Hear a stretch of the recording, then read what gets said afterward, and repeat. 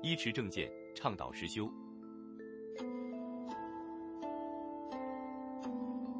智空禅师开示：诸佛住世寿命不一样的理由。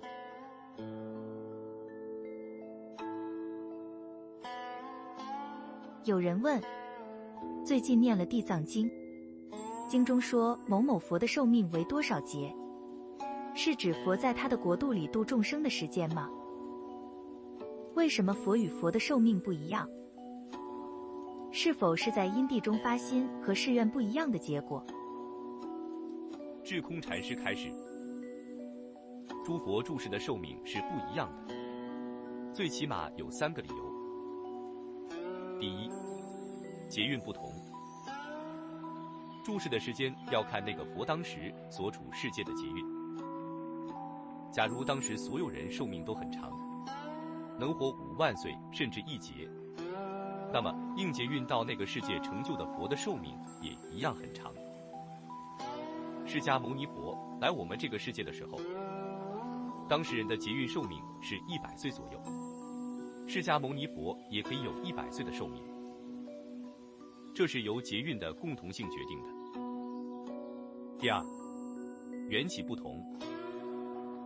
是否继续住世，涉及到这个世界上有没有让他留下来的缘起。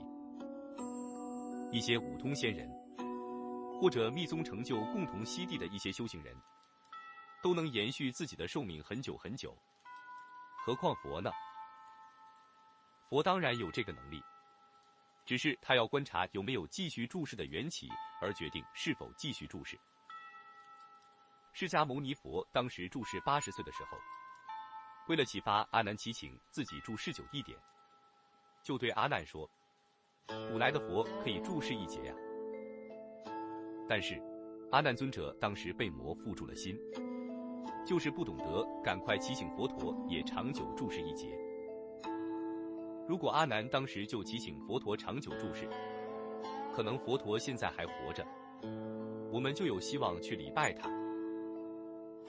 佛陀当时提醒了阿难3次，阿难都没反应，说明没有这个缘起。魔王波旬就立刻对佛说：佛陀啊，你要涅槃啊，你答应过我，4众弟子具足了就要涅槃的。释迦牟尼佛说：好好好，答应你，我涅槃。魔王就高兴地跑了。接着佛陀对阿难又说：我再过3个月就要涅槃了。阿难非常惊讶，您刚才说了佛能住世1劫，我祈请您长久住世。佛陀说：我刚才说了3遍你都不祈请，现在我已经答应魔王要涅槃了。阿难尊者就嚎啕大哭。所以这是个缘起，住世的长久与否是缘起具足了没有。释迦牟尼佛没有继续住世到100岁或更久的缘起，就要涅槃。第三，愿力不同。如果愿力全部实现了，就可以进入大涅槃。如果该度的众生没有度完，那就需要继续流逝。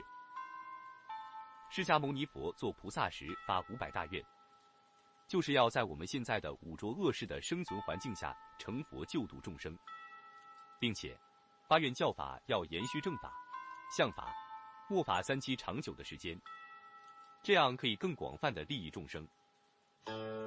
当时释迦牟尼佛观察到自己救度众生的愿力已经完成，所谓该度的度了，还没度的也在后世正法、相法、末法中留下了得度的因缘，大涅槃是可以的。